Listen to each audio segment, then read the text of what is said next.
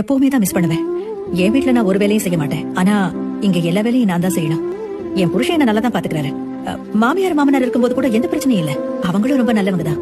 ஆனா 1000 தான் இருந்தாலும் அப்பா அம்மா கிட்ட இருக்கிற உரிமை இந்த உலகத்துல வேற யார்கிட்டயும் வராதுல்ல. 3 மாசத்துக்கு ஒரு வாட்டி வீட்டுக்கு போவேன். திரும்பி வர்றதுக்கு மனசே வராது.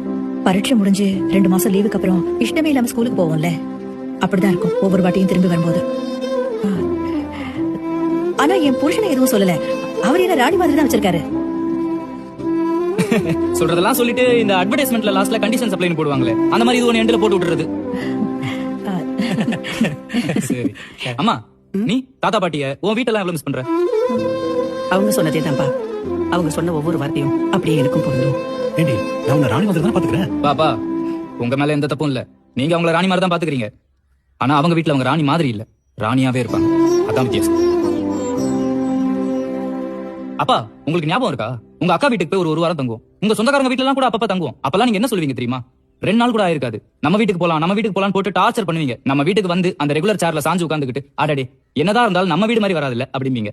அப்ப அதே மாதிரி தான் அவங்களுக்கும். வேற ஒரு வீட்டுல ஒரு வாரம் கூட உங்களால தாக்கு பிடிக்க முடியல.